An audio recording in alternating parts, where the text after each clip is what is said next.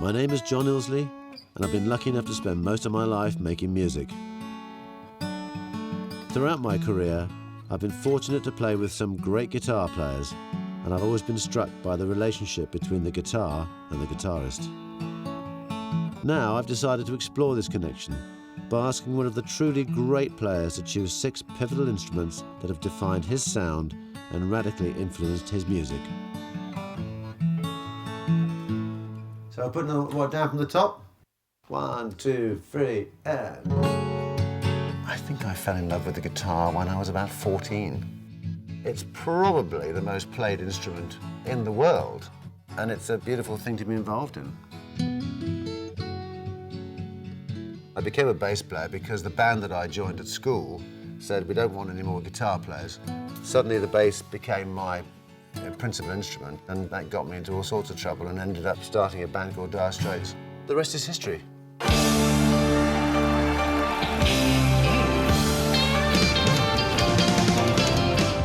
This is me, with a slightly dodgy t-shirt, sharing the stage with a true guitar legend.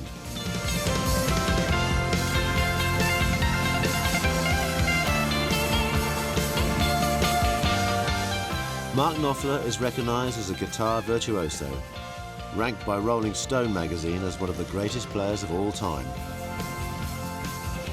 As a member of Dire Straits and as a solo artist, he has sold over 120 million records worldwide and has won 4 Grammy Awards. From his lifetime of playing guitars and a musical career that has spanned 3 decades, I've asked Mark to choose 6 guitars that define his life and sound. And these are Mark Knopfler's guitar stories.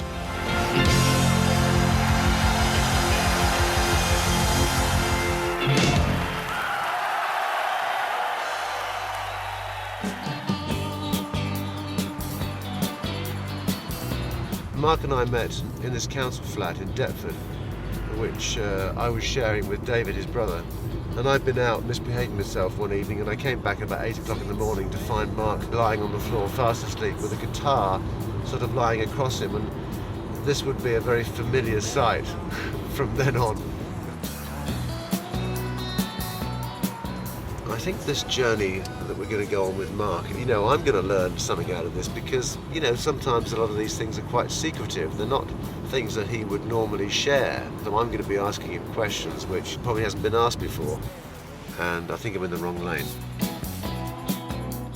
I'm on my way to see Mark in his childhood home of Newcastle, which is where we've arranged to meet and find out what he's chosen as his first guitar. Okay, well, here we are in beautiful Newcastle. There he is. Oh, here he is. Hello, mate. Here we are. How are you? Good to see you, pal. How are you doing? I'm good. Well, this is the spot. This is where the journey begins. Yeah.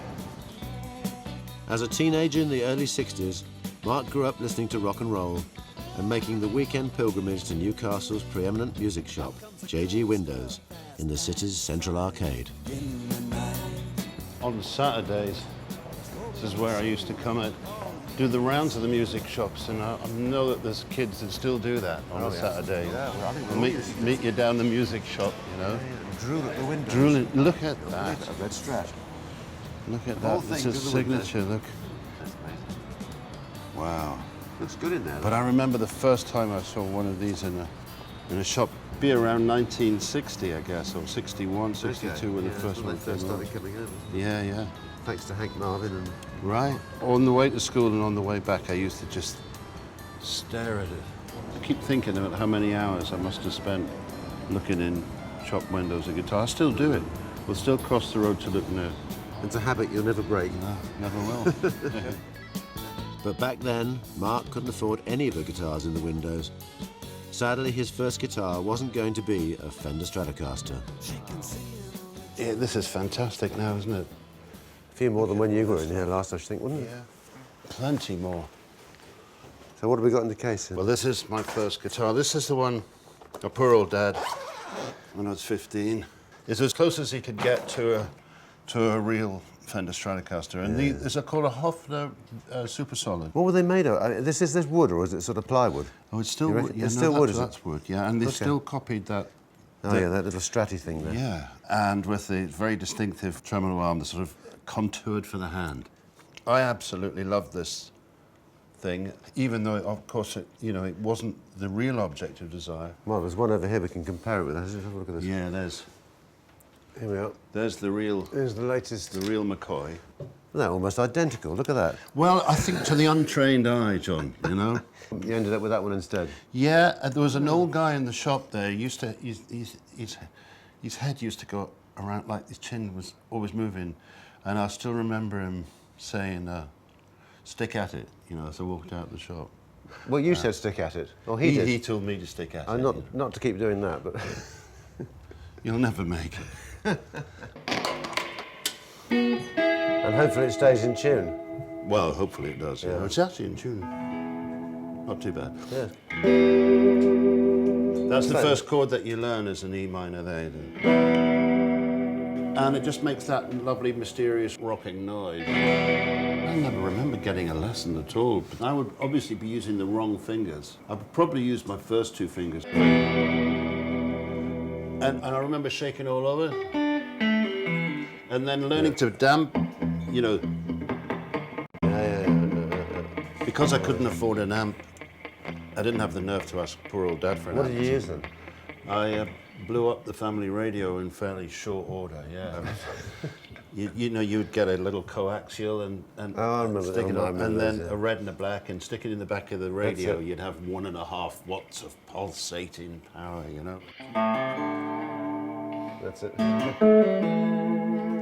Yeah. It sounds pretty good though, you know, for a first guitar. I mean, the one I had was a Rossetti Lucky 7. Do you remember those? Oh, please. Just because it was nowhere near a Strat doesn't alter the fact that you love No, I think it's kind of important that you kept it, you know. I remember not wanting to let go of it the day I got it, so it's possible that I slept with it. It could be. It was certainly by the side, by my Well, side. it's kind of the right shape. It's got that female shape, so it's close, isn't it? Yeah. So Mark's first choice of guitar is his Höfner Super Solid V2, a Stratocaster replica with a black anodized metal scratch plate and tremolo arm. Bought for 50 quid by Mark's dad in 1964. So we've just had a look at Mark's first guitar, which, to be honest, I'd never seen before. So he's kept that one well hidden.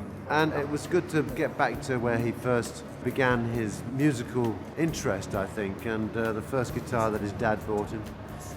And in those days, 50 quid was quite a lot of money on the guitar. If you consider the average weekly wage was probably, 30 or 20 pounds. So it was a couple of weeks' wages. And I think it sounded pretty good for a first guitar. Armed with his first guitar, Mark left his childhood home in 1967 and after a brief period in Essex, headed for Leeds in 1968. Despite a string of school bands, musical success had proved elusive. So after leaving university, he turned to journalism and began his career as a junior reporter at the Yorkshire Evening Post. While working for the newspaper, he'd meet a man who would profoundly influence his style of playing and introduce him to his next guitar. Mark, where are we going today? Well, we're heading off to the home of Steve Phillips, my old pal from Leeds, to the Grosvenor pub where Steve plays a regular gig. I'm just interested to know how you started working with Steve. I was a club reporter on the Evening Post in Leeds, and of course one of the first things that I've had to find in Leeds was a blues club, being such a blues fanatic at the time. And Steve was there. Well, he was playing. Steve was playing a national, and I think that was the first time I actually saw a national for real. I must have seen pictures. And in fact, that's the national that I came to own myself later on. Boy, it's beautiful, isn't it? Incredible? We both said that at the same time. Look at that. That's fantastic. We had come to the sleepy seaside town of Robin Hood's Bay to see the iconic guitar made so famous by the cover of Dire Straits' fifth album, Brothers in Arms.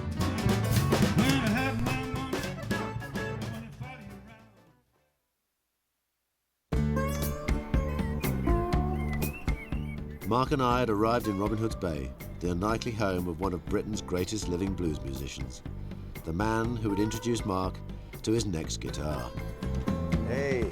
Well, hey. How you doing, bud? Good to see you. Yeah, great. How are you? Yeah, I'm all right. You're looking well. I don't know why. Giving up the smokes. Oh, yeah. And this is where you do your thing, isn't it? Yep, yep. Yeah, what a lovely place. Yeah, I know. There's no eccentrics up this way, are there? It is actually full of eccentrics. I'm hardly noticeable. You feel at home here. When did you guys meet?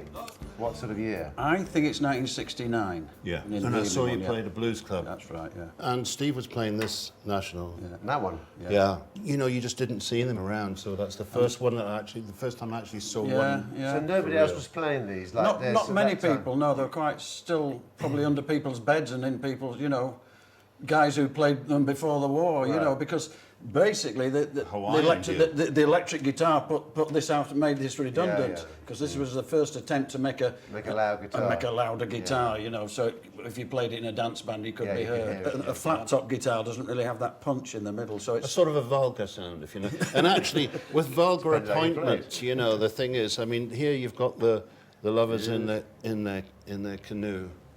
It's all done in the worst possible taste. They're almost the same, aren't they? Yeah.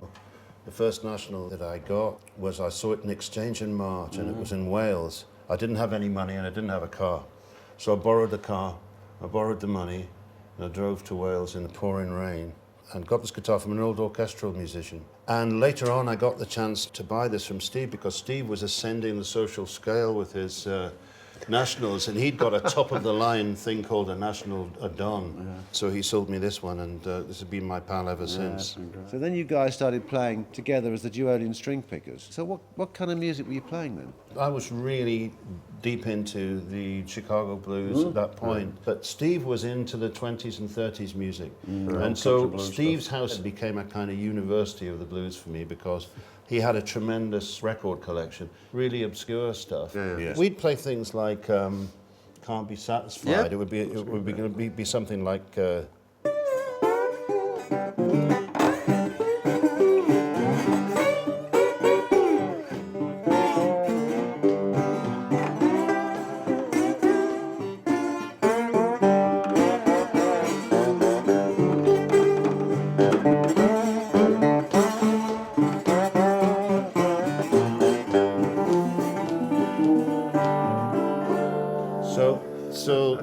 and you never really forget too much. So the love affair with the National then stimulated you to start writing things on it, and one of the most poignant ones, of course, is the Romeo and Juliet lick, which came out of, if I remember rightly, a tuning thing. Yeah, a lot of the songs that we learned on these, the guitar would be tuned not the normal way, but to an open chord. So we've just tuned ours to. Because you have to learn new chords to try and play tunes around with the open tuning, that then becomes your 4 chord, and this shape here is your 5 chord. And of course, as you move on, then you can start to take liberties with that. You know, work out your own little bits of improvisation, make it your own a little bit. Okay. And then the lick came.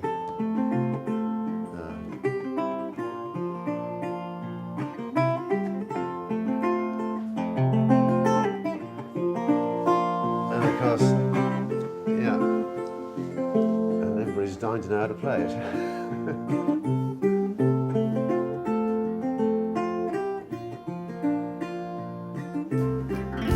A love-struck Romeo sing the streets of. So Mark's second choice of guitar was a 1937 National Style O, bought from Steve Phillips in 1978.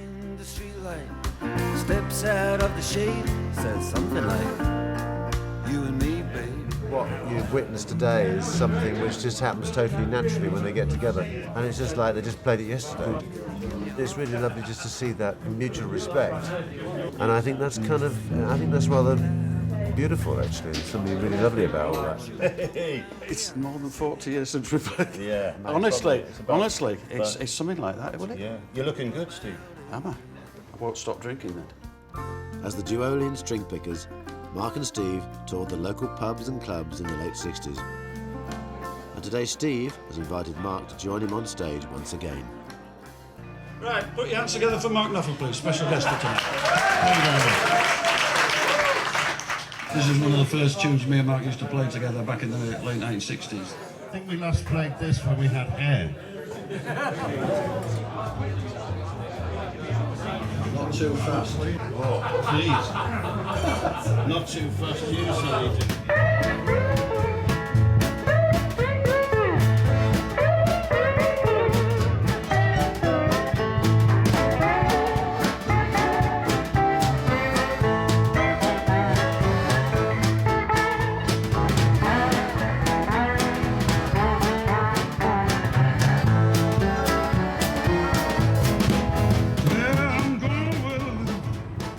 Well, that was fun last night with the Grosvenor, wasn't it? Steve? You know, I could sense a major lock-in looming. It was interesting because those songs that you two decided to play together, there were sort of little elements of there which definitely have drifted into the, you know, the Straits music over the years. I think it did, Elements. It's great to, yeah. you know, I think that's dead right. you know, like on things like Southbound. Yeah, that sort the of pick that up the downbeat on the thumb, I think, yeah. You know, there's all right. that sort of feel, sort of journey, that Southbound journey. In 1973, Mark decided to dedicate himself to music full-time. So he left the north and headed south to London. A lot of those songs that seemed to me on the first record were all about, you know, that transition. I was just trying to put my own geography into it and not be Route 66. Because it's not Route 66. No, it's the A19. And yeah, it's the A19 and Doesn't have the same ring to it. Mark and I are heading to North London to the very beginning of Dire Straits' recording career and to discover Mark's next guitar. Well, we're headed to Pathway Studios. I suppose you could say it was where it all began. This is where we did the first recording, isn't it? This little 8-track studio. I had to do a deal with the rest of the band, you remember, because I got some money from my grandma. 250 quid, I think it was. That's John, you right. had We had an agreement that if we actually made any money out of this, I'd get paid back.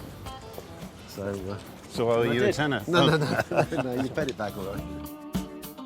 During its many years as a recording studio, Pathway captured the sounds of Madness, Elvis Costello, Squeeze and the Police. It's now been converted back into residential accommodation, but its new owners have continued its musical heritage and rock and roll ethos. Wow, it's still a studio, though. No. What did you do with all this lot?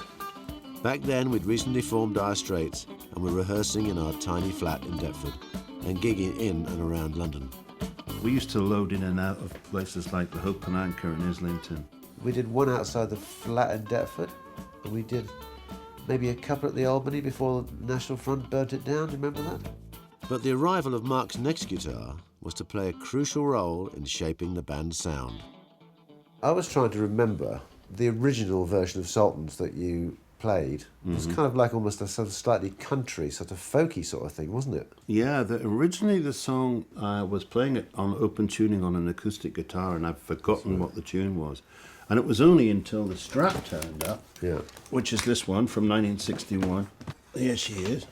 It was the nature of the sound that made me change the music all around. Yeah.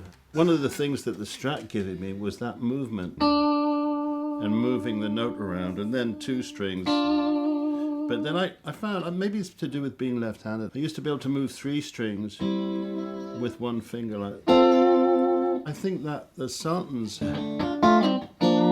would be moving. That was part of the sound, and I remember realizing that the thing was giving me a different set of music to the same set of lyrics.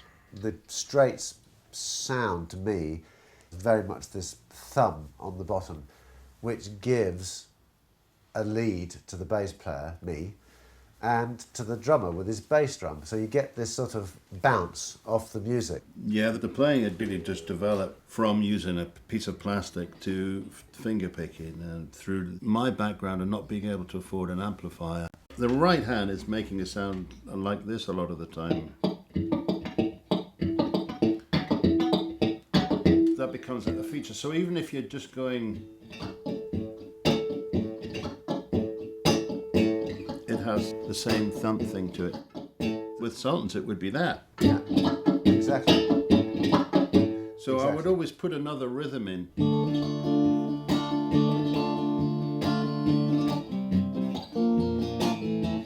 We've got a piece of non-technology here, which of course didn't exist then, which we've got the original demo of Sultans on. Which I haven't heard for 35 years. I listened to it the other day. It's very simple, actually. So do you think you can play along with us? Yeah, I bet you I could.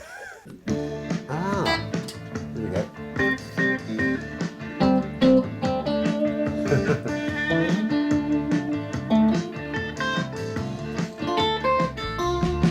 You get a shiver in the dark, it's raining. So Mark's third guitar is the iconic Fender Stratocaster, the very same model he gazed at in northern music shops all those years ago. A band is blowing Dixie. The demo tape of Songs of Swing was about to give us our big break when we took it to Radio London DJ Charlie Gillett.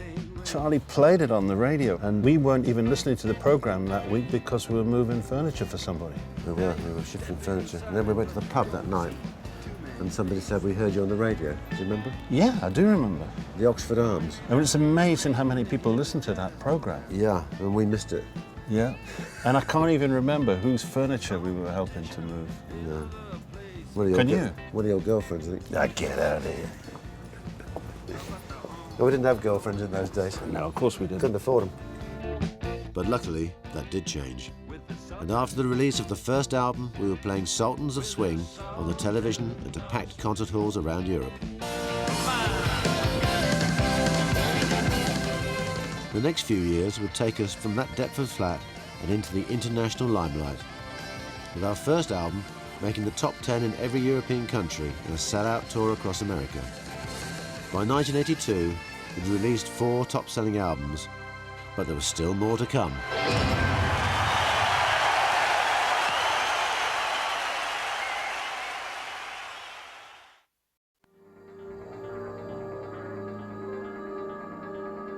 Songs come from all sorts of directions and all sorts of reasons.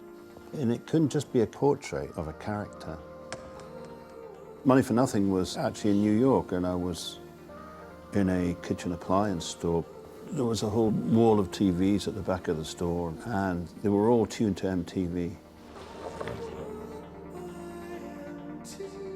And there was some meathead guy who worked there, and he was sounding off about these people on the videos, the musicians on the videos. What the guy was coming out with was so classic. So I just hid behind some microwaves and started writing down the lines that this guy would say, what's that, Hawaiian noises, and, maybe get a blister on your little finger. And that ain't working, which was his position. Yeah, that ain't working, yeah. Little did he know.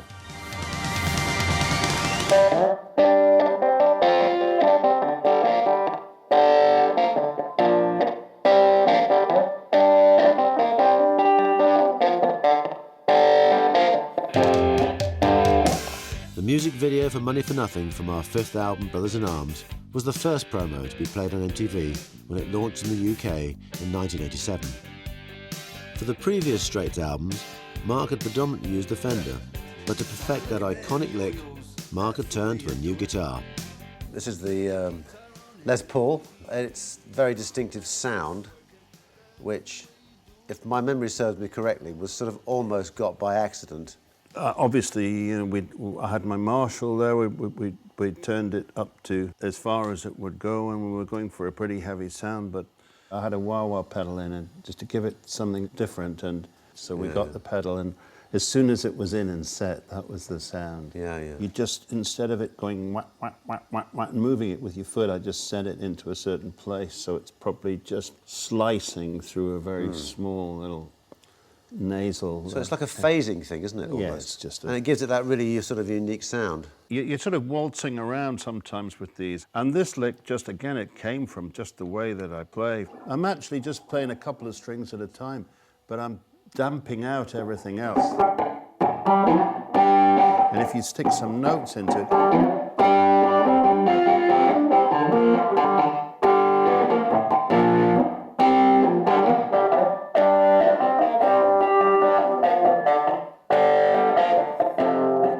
it really just comes from that. For me, that's what's always been very interesting, all the years that you and I worked together, is the fact that, you're trying different things all the time, and this was another kind of move, and you've always experimented. You haven't just stuck with one thing and become known for one thing. You know what I mean? It's like there's a whole history of trying out different ideas. Yeah, and you different try guitars. things out. People say, how did you get the sound on so-and-so? And Yeah. usually I say, well, I can't remember. I plugged it in to an amp and messed around until I Yeah. got something that worked. And a lot of the stuff that's come my way over the years is just, I mean, the reason that you've got more than a few instruments is Yeah. that they're just things you brought in and you used them and you needed them. And, or Because you never got something. rid of them. You've You got just, you end up you with a never got collection. rid of them. So you actually become a collector. You're not.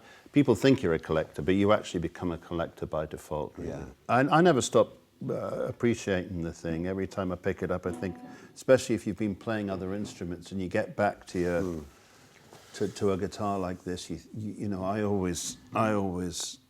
And sometimes I'll just give it a kiss, you know. I mean, just to get on to Brothers for a minute, why did we choose this, or why did you choose this? Did we try them? Did we try No, them? I never did. I always Just knew went straight that for that. that's what I wanted was a Paul. Yeah, yeah. When we were in the studio, Yeah, yeah. I didn't know how I was going to start. I'd written the thing, I'd written all the words and knew what the chords were, but those first notes, they'd be improvised, you know, it could be anything. Just with those, 1, 2, 3, 4, or... And then something like that. Yeah. I didn't really know in the studio. I must have been trying different things and ended up with those notes to get the thing started. There's so many different worlds. So guitar number 4 is the Gibson Les Paul, used not only on Money for Nothing, but the title track of Dire Straits' most successful album, Brothers in Arms. You did not desert me, my brothers in arms. Brothers in Arms has sold over 30 million copies over the years and launched a world tour in 1985. It was during this tour that Mark saw the need for a new kind of guitar, but to find it, you need to travel all the way to the United States of America.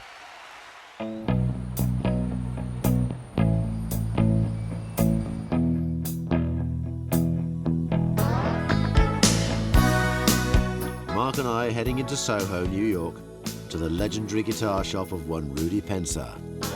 My great friend Rudy, he came over from Argentina and started working in a music shop on 48th Street and eventually managed to secure a little hole in the wall for a shop for himself. It was a tiny little place when I met Rudy, but he's done very well over the years. Well, I've never been there before, so this is going to be a real treat for me. I think it will be a treat for you. It's going to be the most beautiful guitar shop in the world. I'm pretty sure that you'll agree when you see it. Here we are, my friend. Wow. It's sort of like a celebration, if you like. A celebration of the guitar for every reason that you can think of, you know. Let's go inside. Let's have a look inside. Hope Rudy's there. Here we are. Rudy, oh, look at this. Oh, my God. Rudy! Rudy, hey! Very good, Rudy. Hello, man. Good to see you, pal. How are you? Long Very nice to see you. Long time no see this guy, See eh? you, man. Rudy has owned a guitar shop in New York since 1977, and over the years his passion for guitars has earned him a reputation of being one of the best in the business. So, Rudy, how long have you been collecting? I mean, is this all your life? Yeah, all my life. Basically, when I got into instruments, guitars, my first band in Argentina, I was 10 years old, and I was trying to get some pieces there, and but intensely, I got more involved when I came to America because it's more guitars. But it's the love of my life since I'm 7. Mark has been a customer of Rudy's for years, but when he came to Rudy in 1987, he wasn't looking for an old guitar off the shelf. Okay, so the reason why we're here, Rudy, is because this is the 5th guitar in the series, of Mark's guitar series. And this is the Pensa, which of course is named after you, Rudy Pensa. Absolutely, If we could you're go right. upstairs and have a look at some of these Pensas. Brilliant, let's go Still do got that some now. for sale, Rudy. I can't believe it. More than one or two. More than one or two.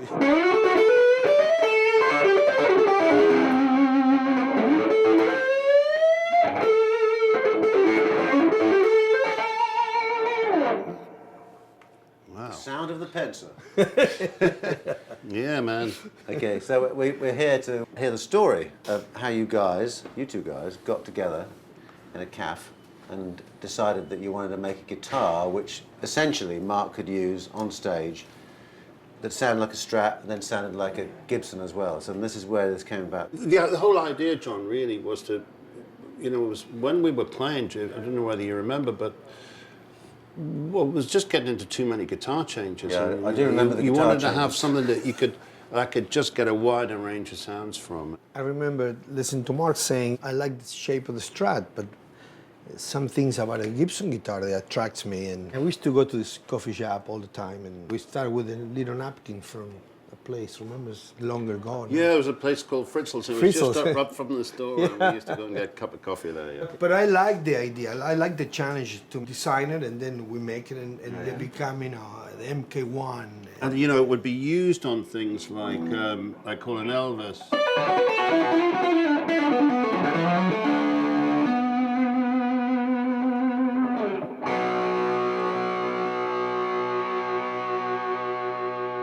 So this is the finished article, but what I'm interested in actually is having a look at, you know, the basic sort of raw, you know, the actual sort of gubbins. Well, basically, yeah. you know, this is the first stage of the guitar. Later on, it goes applied to a beautiful piece of mahogany. Yeah. To attach these two pieces of wood after this glue, it's a beautiful touch to do a banding on around.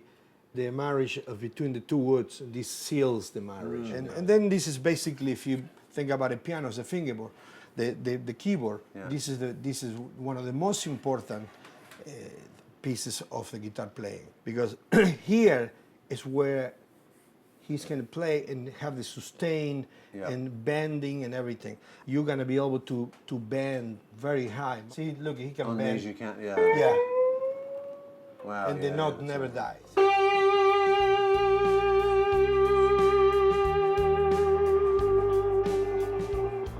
You know, you can really appreciate it, something like this, where there's been no compromise, Yeah. where every fret has been put in very Yeah. carefully. And- Every little thing that's Yeah. been drilled has been drilled absolutely precision Yeah, straight. yeah. So you're talking about degrees of You're talking about the Rolls Royce, aren't tiny, you, really? well, Ferrari. I think it's a better word for All this, right, isn't it? all right. So guitar number 5 is the Pensa MK1, designed on a napkin, but destined to become an icon. The Pensa featured on Dire Straits' 6th and final album, On Every Street. It became the first in a line of exquisite custom-built guitars and basses. But despite the extraordinary craftsmanship of these guitars, we were surrounded by instruments of perhaps even greater beauty. Masterworks Rudy had collected, and in particular the work of one unrivaled guitar maker and his masterpiece, the Radio City Archtop, inspired by the iconic New York Theatre. I saw that guitar across the street from me, and this called my attention. And I ran across the street and I said to the guy, "Who made this guitar?" He said, "Oh, he is the Stradivarius of the guitar." Mr. Signor Monteleone. John Monteleone is the latest and perhaps the last in a line of master New York guitar makers, and tomorrow we'll be seeing the birthplace of these instruments. When did you first meet John? Well, Was it through Rudy, or was Yes, it it was through Rudy. Rudy put a Radio City guitar into my hands, and I gave it straight back to him and I said, I am not worthy of this thing. I mean, this is the most beautiful thing. It's got to be the most beautiful archtop in the world. Right up at such a level that really, you almost ask yourself, where does sanity end and something else take over?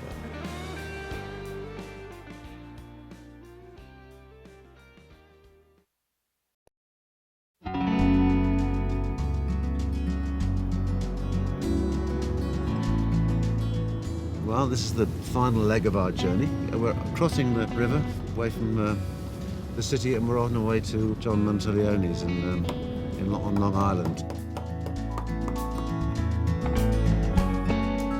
After 2 decades, 6 albums, and a final 300-show tour, it was time to call it a day. And Dire Straits ended in 1993. But Mark's love of guitars and music did not, and he began a solo career. While his choice of guitars had always had a profound influence on his arrangements, now the unique maker of Mark's 6th guitar would become the subject of one of his songs.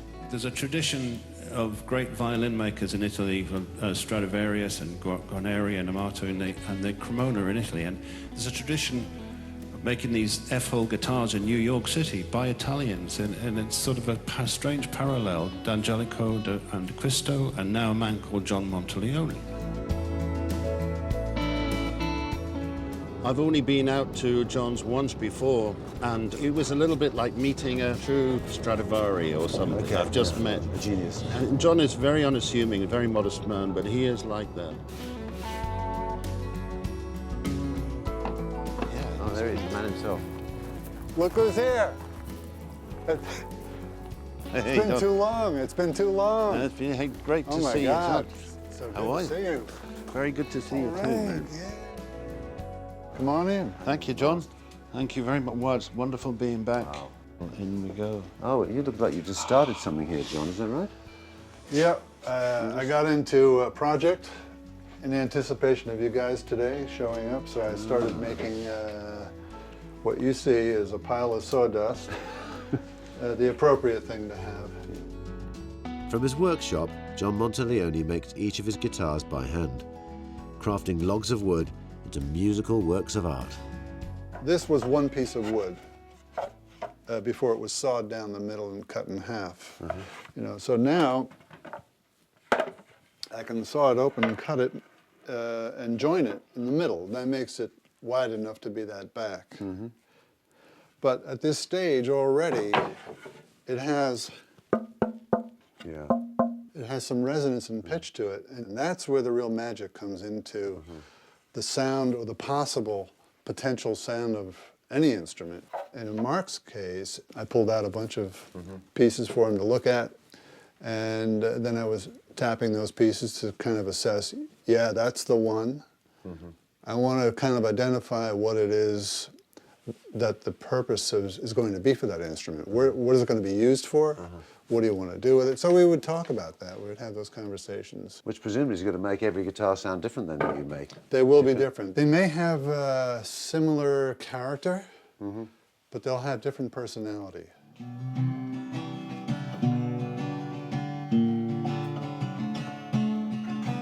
John agreed to show us one of his newly finished archtop guitars from his Four Seasons collection. This was Spring. Oof. Holy come on, look at this state of this thing. I mean, honestly. That's beautiful. It's... Oh, I mean, Thank you. this is something else, isn't it? Just something else. I'm not worthy, John. Well, no, yes, you are. You can do it.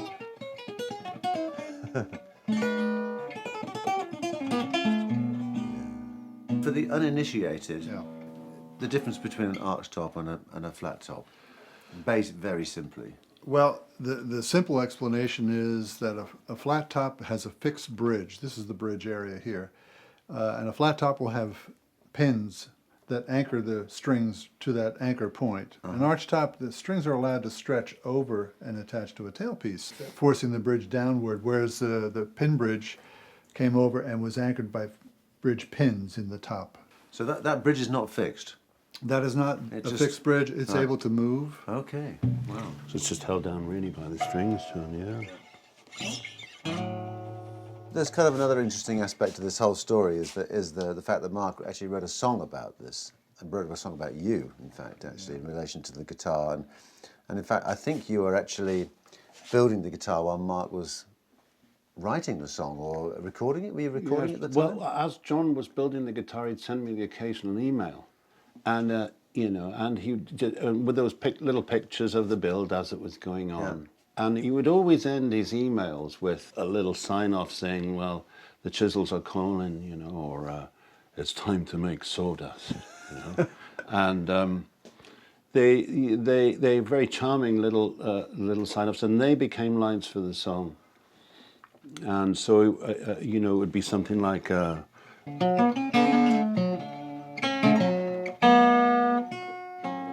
because the chisels are calling.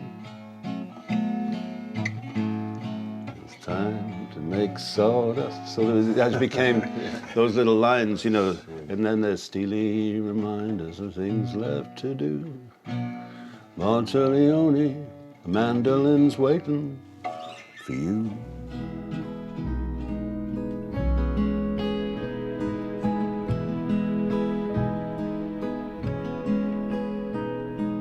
Chisels are calling. It's time to make sawdust. Steely reminders things left to do. Monteleone, a mandolin's waiting for you. When I first heard the Monteleone song, I was taken by surprise, really. I'd gone to London, and I couldn't wait to hear it. His studio is so gorgeous and beautiful, and he sat me down in the captain's chair, and he put the CD on, and they played that piece. I swear, it was like, it really was an outer body experience. It choked me up, because it was just an emotional thing. I thought, this has got to be the most outside thing that I would have ever expected. Mark said he was inspired by, the emails that you signed off with. Do you remember signing off emails like that?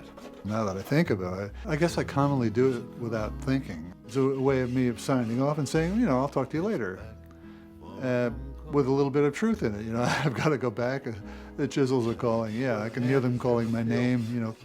Time to tuck them in for the night. Things like that.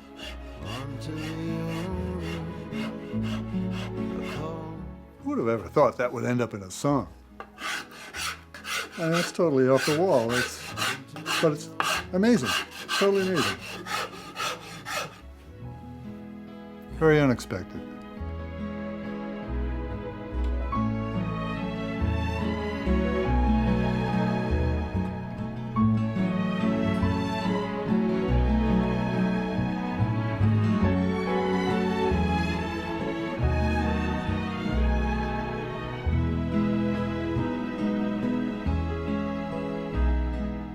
So Mark's final guitar is the Monteleone, known as the Isabella, which was far too precious to come with us to New York. Those were Mark Knopfler's guitar stories.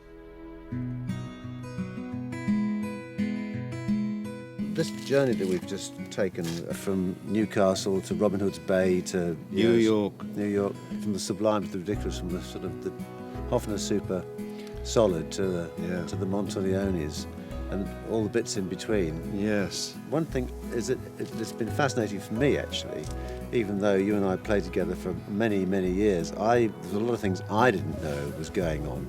So I've learned quite a lot on this journey as well, with all the different things. So you never stop learning about this stuff, and that's another thing. The guitar will be a friend to you all your life, And I always tell kids that are starting now that it doesn't really matter what happens. So just keep playing and keep enjoying it. Music will be a friend to you all your life. John, cheers. It's been great fun. Jolly good tiller. Fantastic. Good luck, pal. Well done. 1, 2, 1, 2, 3.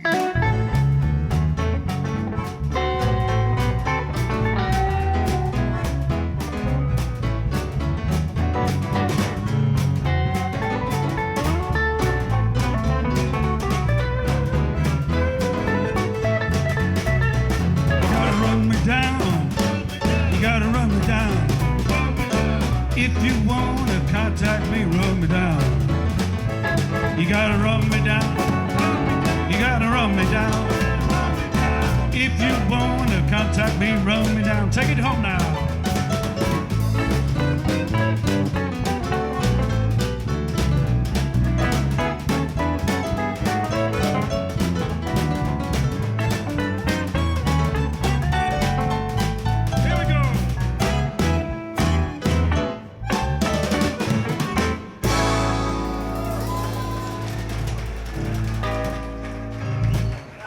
Anybody hurt?